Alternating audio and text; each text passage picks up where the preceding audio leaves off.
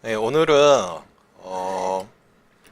제가 처음 시작이라는 그런 주제로 설법을 좀 하도록 하겠습니다.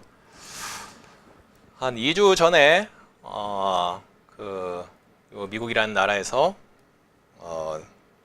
그 가장 어떤 한 유명한 사람이 죽어가지고 TV에서 많이 나오더라고요.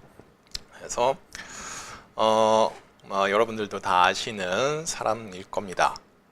이 화면에 보시면 하는 운동선수죠. 무하마드 알리라는 미국 아마 스포츠 역사상에서는 제가 스포츠를 되게 좋아하기 때문에 이 사람은 잘 아는데 스포츠를 좋아하지 않더라도 누구나 알 수 있는 그런 사람일 겁니다. 무하마드 알리라는 이 사람이 세상을 이제 떠나가지고 이제 굉장히 이 사회에서도 이슈가 됐었고 또 전 세계적으로도 굉장히 사람들에게 인상적인 그런 추모의 그 모습들을 많이 보여줬었습니다. 자, 근데 이 무하마드 알리라는 이 사람이 본명이 근데 무하마드 알리가 아니죠. 이 사람이 어렸을 때는 그 캐시어스 클레이라는 그런 이름의 권투 선수였습니다. 그런데 이 사람이 이제 64년도에 세계 챔피언에 이렇게 등극을 복싱 그런 세계 챔피언에 이렇게 등극을 하는데 자 근데 이때 당시 이전에 이미 그 올림픽에서 금메달을 땄죠 이 사람이. 그런데 올림픽에서 금메달을 따고서 자기는 미국인임을 자랑스럽게 생각하고서 미국에 돌아와가지고 어느 식당에서 그 식사를 하려고 갔더니 백인이 운영하는 식당이었죠 거기가.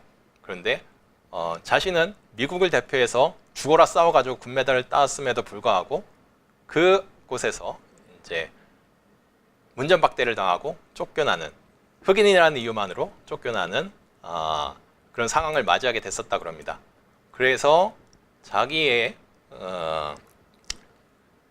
인권에 대해서 흑인이라는 이유만으로서 차별 대우를 받아야 된다는 것에 대해서 굉장히 큰 생각을 많이 가지게 됐었고 그리고 자기가 어떤 행동을 해야 되는지에 대해서 큰 깨달음이 있어가지고 그 가게에서 나오자마자 바로 자기가 땄던 금메달을 강물에다 던져버리고선 이제 새로운 길로서 그 자신의 길을 이제 개척하게 되는 그런 사건을 이 사람은 겪게 됩니다. 그래서 그 이후에 1964년도에 그 당시 유명했던 그 챔피언을 누르고 이제 세계 챔피언에 올라가는데 사람 참 말을 참 어떻게 보면은 거침없이 하는 조금 이제 안 좋게 표현하면은 조금 싸가지 없게 많은 얘기들을 이렇게 사람들한테 던지기도 했지만 그런데 이 사람이 참 대단했던 건 자기가 한 말에 대해서만큼은 그래도 뭔가의 결과물들을 반드시 어떻게든 이렇게 만들어냈다는 겁니다. 그래서 내가 언제 챔피언에 들고 언제 그 상대방을 KO 시키겠다는지 이런 식의 예언을 하고서도 그리고서 또 거기에 또 걸맞게 또 결과물들을 내니까 이 사람에 대한 싫어하는 사람들도 많았지만 그래도 거기에 또 부응해가지고 굉장히 이 사람을 또 추앙하고 좋아해 준 사람들도 굉장히 많이 늘어나게 됐다 그럽니다. 자 그런데 아까도 말씀해 드렸듯이 이 사람이 가장 크게 항상 마음속에 염두에 뒀던 건 흑인에 대한 그런 불평등에 대한 그런 부분에 대해서 항상 마음속에 깊이 간직하게 있었고 그리고 그 흑인들을 위한 운동을 그때 당시에 가장 인권 운동의 그 대부라고 했던 그 말콤 X라는 사람과 함께 이때부터 흑인 인권을 위해서 굉장히 많은 일들을 이때부터 챔피언의 자격으로서 많이 하게 되게 됩니다. 64년대부터 아마 저보다는 아마 더 그 시대를 직접 겪었던 분들도 아마 계실 거라 생각이 드는데 바로 이 사람 근데 그 미국에서는 참 이게 굉장히 큰 문제가 되고 사실 한국에서는 이게 크게 흑인의 인권이라는 것에 대해서 크게 깊이 생각하는 그런 분위기는 아니기 때문에 크게 그런 문제의식이나 이런 것들은 잘 생기진 않는데, 미국에서만큼은 굉장히 큰 이슈가 되는 거고, 아직까지도 이것이 해결이 되지 않는 그런 문제라고 잘 알고 있습니다. 그리고 심심치 않게 그런 느낌들을 많이 또 여기서 지내면서 받게 되게 되고요. 근데 미국에서 그 흑인들에 대한 인권에 가장 먼저 그 관심을 갖고 그것을 해결해주기 위해서 제일 먼저 노력했던 것이 이제 아브라함 링컨이죠. 그 노예제라는 것을 물론 이 노예제가 좋은 방향으로만 사실 만들어졌던 건 아니죠. 왜냐하면 벌써 1860년도에 노예제가 이제 폐지가 되는데, 사실 그 폐지가 됐던 이유 가운데 하나는 그 흑인들이 대부분 노예였으니까요. 흑인들이 그 저임금의 그런 노동력을 획득을 할 수 있었기 때문에 이 사람들을 이제 노예로서 이제 해방을 시켜주면은, 북부지방이었죠. 남부지방은 또 다르게 북부지방에서는 그 저임금의 노동력을 이제 흡수할 수 있는 그런 어떤 이유 가운데 하나로서도 이게 노예제를 해방했다라는, 노예제를 이제 폐지했다라는 그런 이야기들도 있는데, 어쨌든 그런 노예제에 대한 그런 폐지로 인해 가지고서 흑인들에 대한 인권에 대한 문제는 굉장히 많이 관심을 받게 됐고, 그런데 노예제 폐지가 됐음에도 불구하고 이제 흑인들의 인권에 대한 문제는 그 이후에 100년이 지난 이후에 1960년이라는 이 어떻게 보면 미국에서는 격동기죠. 이 세월을 경험하면서도 해결이 안 되는 그런 문제가 돼버렸던 거죠. 그런데 유일하게 다른 어떤 곳에서도 이런 흑인에 대한 인권에 대한 문제들을 많이 다루곤 있지만, 그것을 적극적으로서 표현하고 그 해결에 대한 실마리를 가장 먼저 단초를 제공해 줬던 것은 스포츠죠. 스포츠. 그 가운데 가장 유명했던 인물이 무하마드 알리라는 인물이고, 그리고 흑인으로서 물론 그 전에도 흑인들의 챔피언들이 있었지만, 흑인으로서 자신들의 인권을 위해서 직접적으로 얘기를 하고 싸워줬던, 그리고선 크리스찬에서 이슬람으로 또 개종을 했죠. 그 이유도 역시 인권에 대한 이유로 인해 가지고 결국은 개종까지 하면서 이제 무하마드 알리라는 이름을 이제 얻게 된 겁니다. 근데 이 무하마드라는 이 명칭은 굉장히 높은 이슬람권에서는 최고의 그런 언어, 그런 명칭을 주어지는 거라는 그런 명칭이라고 합니다. 마호메트의 영어식 표현이 무하메드죠. 그러니까 창시자의 이름을 이 사람한테 준 겁니다. 그 이슬람 그 지도자들이. 그만큼 이 무하메드 알리에 대해서 흑인들의 그 기대도 컸고 관심도 컸고, 그리고 또 이 사람도 그에 걸맞게 또 자신들의 인권들을 위해서 또 많은 일들을 또 해줬죠. 그리고 또 대표적인 이 사람의 사건이 이제 그 월남전에 대한 그 베트남의 참전에 대한 그 거부 운동을 했던 것이죠.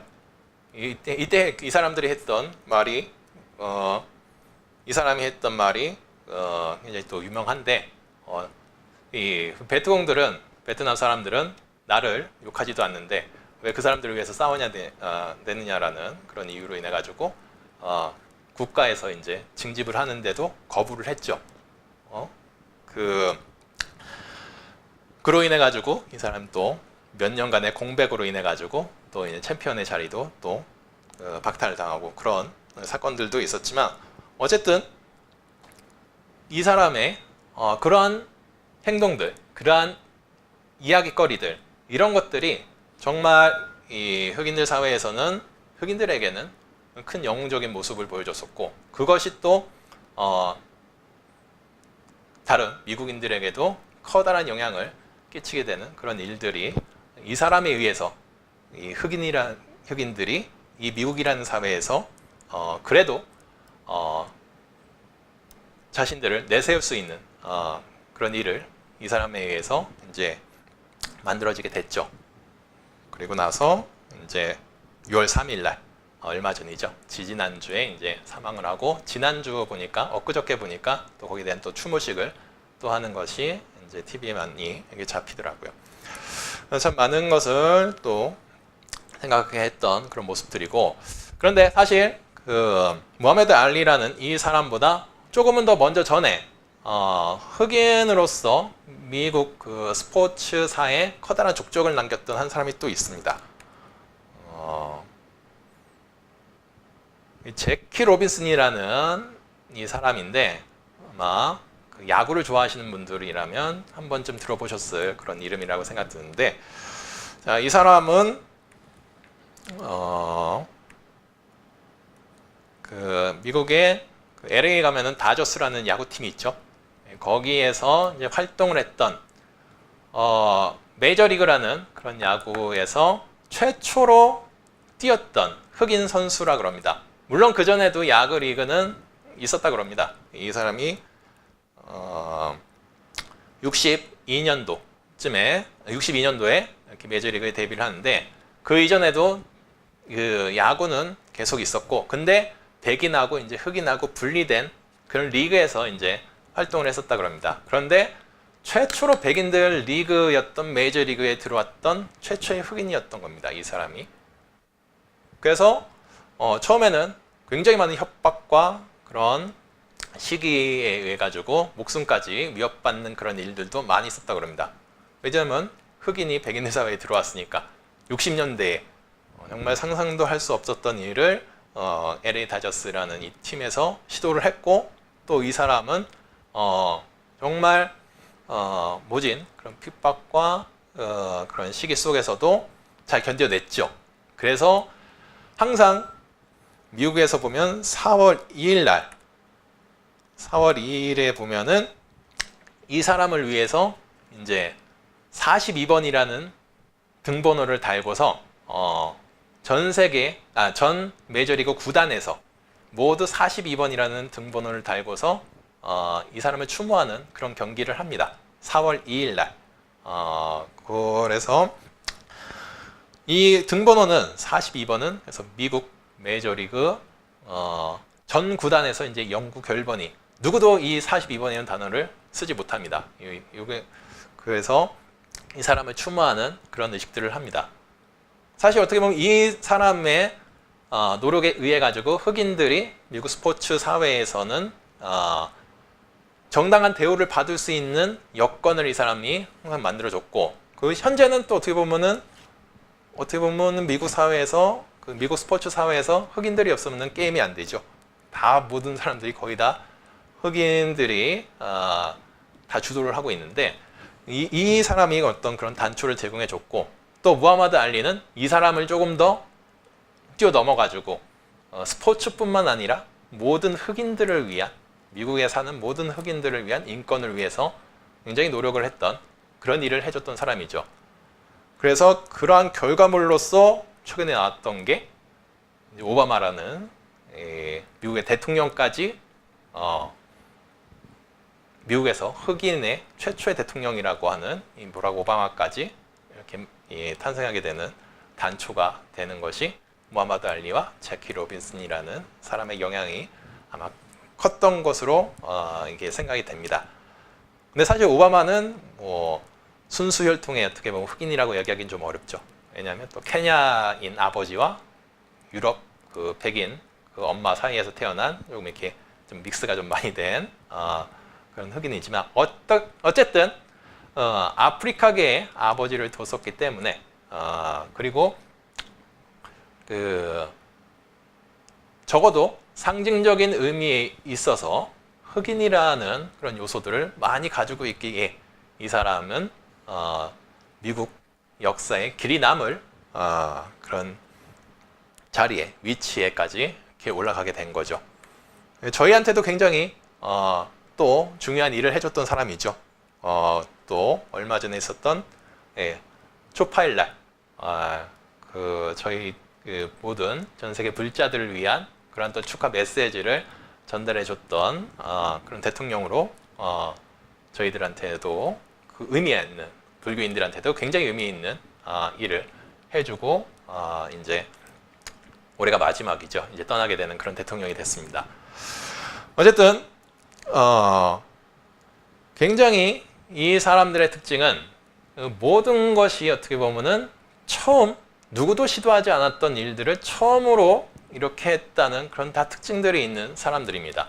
무하마드 알리든 제키 로빈슨이든 그리고 버락 오바마든 누구도 가지 않았던 길을 처음으로 이렇게 갈 수 있게 됐고 또 그 자리에 올라가서도 역시 거기에 걸맞는 노력으로 인해 가지고 적어도 미국에서 이 다른 인종이 유색 인종의 사람들이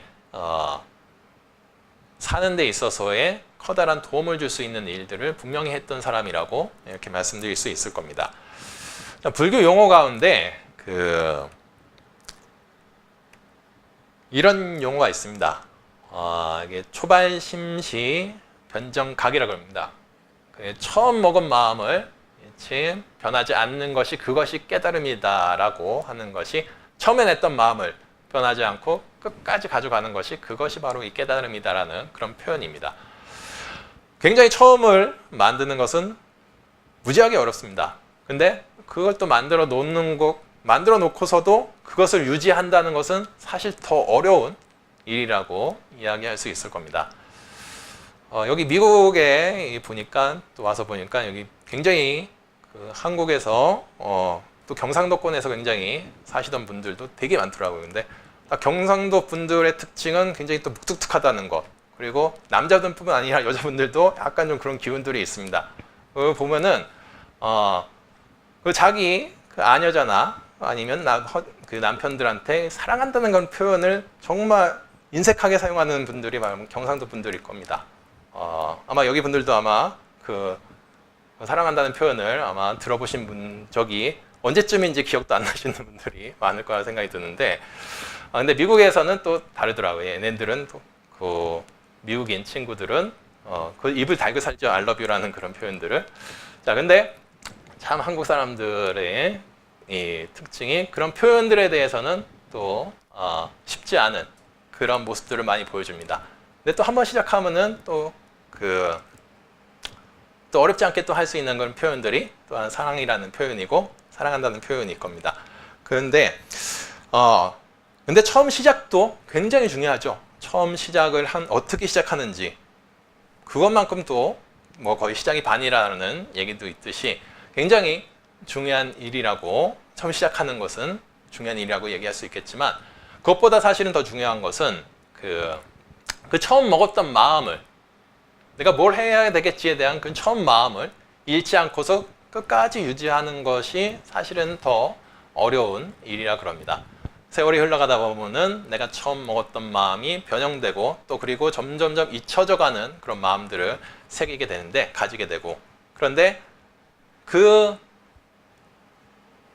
일이 잘 안 풀리고 또 어려운 일을 겪었을 때 항상 자신의 처음을 돌아보는 그런 마음들이 있었을 때 우리들은 좀 더 반성을 할 수 있게 되고 더 발전할 수 있는 기회들을 가져갈 수 있을 겁니다. 그 표현을 나타내는 것이 이 초발심시 변정각이라는 이런 표현입니다.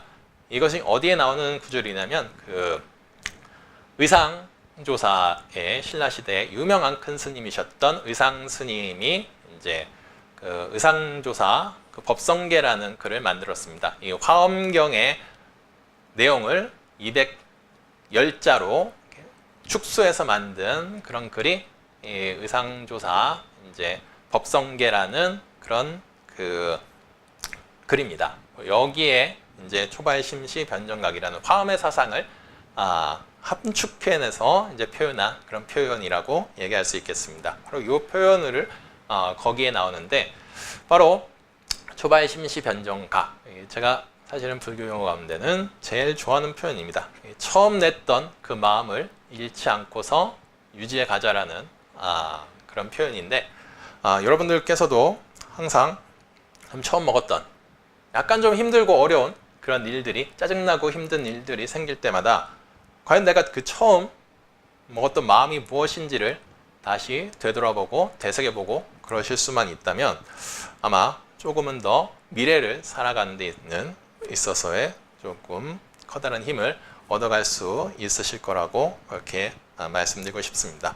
아무튼 오늘도 한 번쯤 이 사랑했냐는 말을 언제쯤 들었는지 기억이 안 나시는 분들이 계시다면은 오늘 한 번쯤은 넉넉하게 나의 그 배우자에게, 나의 지인에게 마르지 않는 그런 사랑을 보내줄 수 있는 그런 시간을 가지시길 바라면서 오늘 저의 그 설법 여기서 마치도록 하겠습니다. 이만.